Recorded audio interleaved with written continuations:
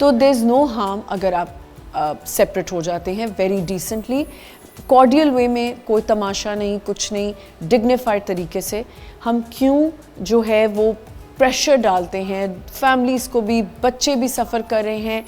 औरत और आदमी एक दूसरे को टॉर्चर करने के लिए बच्चों को टॉर्चर कर रहे होते हैं बेसिकली। जब बच्चा होता है तो फिर एक लड़ाई ये शुरू हो जाती है कि डिवोर्स के बाद बच्चे की कस्टडी मेरे पास होगी, चाहे वो कस्टडी रख सके ना रख सके, लेकिन वो बीवी को सिर्फ टॉर्चर करने के लिए या मर्द को टॉर्चर करने के लिए ये जो हैं टैक्टिक्स अपनाई जाती हैं। एनीवेज, हमें 2 और गेस्ट ने यहाँ पे ज्वाइन किया है। हमारे साथ हैं सरवत नसीम शाह, जो कि एक पब्लिक स्पीकर हैं, एडवोकेट हैं, इंटेग्रेटिव थेरेपिस्ट हैं। अस्सलाम वालेकुम। वालेकुम अस्सलाम। कैसी हैं आप?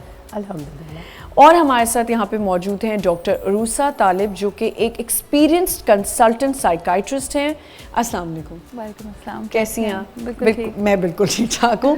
अच्छा जी, बहुत अच्छे आपने बताया, जैसे हमने बात ख़त्म की थी, एक डिवोर्स होने से पहले माइंडसेट्स को थेरेपीज़ होना या उन कपल्स की थेरेपीज़ कितनी ज़रूरी है? जी देखिए, थेरेपी मेंटल हेल्थ को हमारी सिग्निफाई कर रही होती है। तो आई फील जब हम खुला की तरफ या डिवोर्स की तरफ जा रहे होते हैं और सेपरेशन की तरफ जा रही होते हैं, एक कपल जा रहा होता है, तो बहुत ज़रूरी है कि उनकी मेंटल इमोशनल जो स्टेट है वो ठीक हो।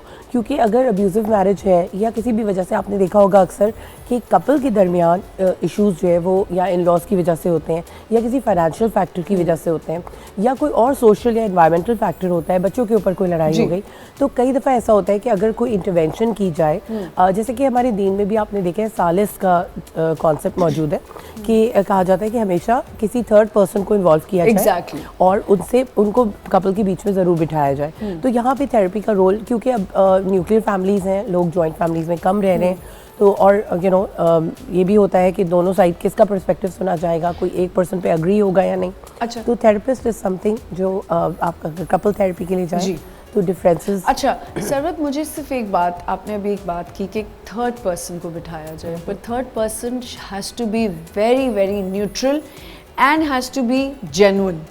हमारे यहाँ थर्ड पर्सन ही ख़राब कर रहे होते हैं ज़्यादातर रिश्तों को। अगर मेरा दोस्त है तो वो मेरी ही साइड ले रहा है, अगर अच्छा, और ज़्यादातर ये भी देखा जाता है कि लड़की के दोस्त जो होते हैं वो ज़्यादा साइड भी लड़के की ही ले रहे होते हैं for some odd reason, I don't know, हम देखते हैं और ये लाइफ एक्सपीरियंसेस हैं। तो आपको लगता है कि थर्ड पर्सन का जेन्युइन होना बहुत बहुत ज़रूरी है? जी देखिए, जो आप बात कह रही है ना पेट्रियार्की, यानी इवन गर्ल्स की गर्ल फ्रेंड्स जो होती हैं वो भी हस्बैंड की साइड ले रही होती हैं, उसके पर्सपेक्टिव को प्रमोट कर रही होती हैं, क्योंकि patriarchy is not just in man. Patriarchy जो है ना औरतों के अंदर भी बिल्कुल है। तो जो पेट्रियार्की का कॉन्सेप्ट है वो यही होता है कि वो औरत, क्योंकि हम एक्सेप्ट कर चुके होते हैं कि man is the more powerful person या उसका पर्सपेक्टिव ज़्यादा सही होगा, तो वो ख़वातीन भी उसी को प्रोपिगेट कर रही होती हैं। इसीलिए मैं कह रही हूँ कि therapist is a neutral person. जब आप थेरेपिस्ट के पास जाते हैं तो आप दोनों अपना पर्सपेक्टिव रखते हैं और उसको बैलेंस किया जा सकता है। अच्छा, psychiatrist is the one who can even give you medicines. तो ये क्या आपकी कुछ डिवोर्सेस इसलिए होती हैं क्योंकि लड़का यहाँ तो बहुत नार्सिसिस्टिक है या लड़की बहुत ज़्यादा है, तो क्या ये एक वजह है कि आपकी डिवोर्स हो जाती है या आप इस खुला की तरफ चले जाते हैं? बिल्कुल देखा ये गया है कि कुछ स्पेसिफिक शख्सियात हैं वो रिलेशनशिप प्रॉब्लम्स में ज़्यादा आते हैं और उनको कोई तीसरा नहीं लड़वा रहा होता। हाँ, वो आपस में ही उनके अपने इनर कॉन्फ्लिक्ट्स ही इतने ज़्यादा होते हैं कि वो शायद किसी और चीज़ को नहीं देख पाते। और मुझे बिल्कुल अभी जहन में ये आ रही थी बात कि बहुत ही सेंसिटिव सा टॉपिक है, बिकॉज हम सब भी ख़वातीन हैं और कहीं ना कहीं अपनी शादी में, अपनी ज़िंदगी में बहुत सारी अप्स एंड डाउन्स देखे हुए होते हैं और हम गुजर रहे होते हैं। तो आई थिंक हम बहुत इजीली रिलेट कर सकते हैं कि शादी ख़त्म करना या ये डिसीजन तक आना एक औरत के लिए एक आदमी से ज़्यादा मुश्किल है। बिल्कुल। क्यों मुश्किल है? Because of the social factors, cultural factors, and then उसके बाद उसकी जो फाइनेंशियल इंडिपेंडेंस नहीं है, वो डिपेंडेंट है या घर वालों पे या अपने हस्बैंड पे। तो ये सारी चीज़ें औरत आपके कैरेक्टर को बड़ा वीक बनाती बहुत हैं ज़्यादा। डिसीजन मेकिंग के लिए। मैंने Whereas- यही बात अभी थोड़ी देर पहले की कि औरतें क्या करती हैं, एक तो कंपैरिजन बहुत ज़्यादा। मेरी कज़न की अगर बहुत बड़े घर में शादी हुई हुई है, या उसको जो आजकल तो ये बड़ी प्रॉब्लम है ना, मियाँ बैग्स लेके दे रहा है, ज्वेलरी बहुत ली जा रही है, बैग शूज़ ये वो। तो मैं जब आपस में लड़कियां, मैंने ये देखा है कज़न्स में, जब वो आपस में बैठती हैं, व्हेन शी गोज़ बैक, तो वो अपने हस्बैंड को टॉर्चर comparison करती हैं कि मेरी कहाँ शादी हो गई, मैं किस अजाब में फंस गई, वो देखो उसके।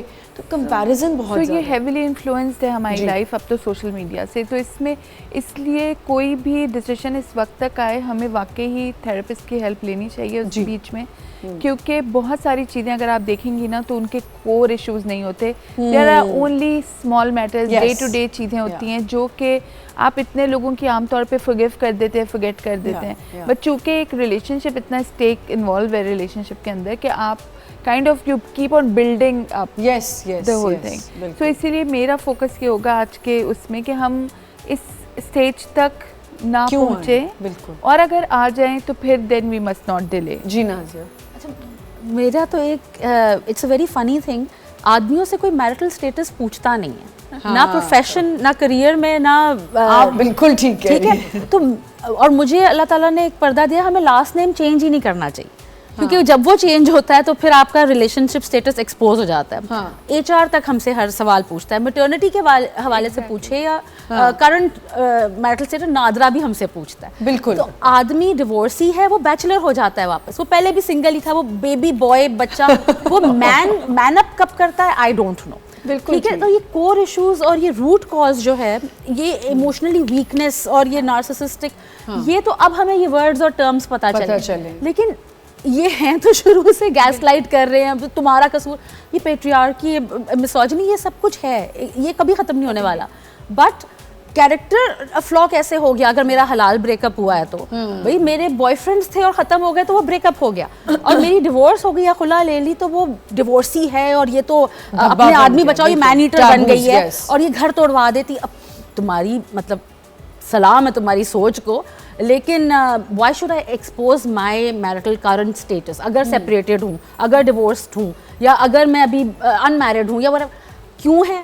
बाउंड्री सेटिंग तो है नहीं। पहला सवाल, या बच्चे कितने हैं आपके, आपकी शादी हो गई, आप हो कौन, मेरा नाम तो पूछो पहले। एक और चीज़ भी है कि आपने बहुत अच्छी बात की है, it's a very common thing. Obvious है, इट्स अ नो ब्रेनर कि आप देखते हैं कि जब दो लोगों की डिवोर्स हो गई, अच्छा ठीक है, if they have moved on in their life, अब अगर लड़का कहीं शादी करने वाला है तो जी उसकी पूरी इन्वेस्टिगेशन होती है कि वो क्यों हुई डिवोर्स, किस लिए हुई, लड़की को पूछा जाएगा। लड़कों के लिए तो कुछ ज़्यादा कम ही होता है, लड़कियों के लिए बहुत ज़्यादा पूछा जाता है कि इसकी डिवोर्स क्यों हुई थी, इसके अंदर क्या ख़राबी थी।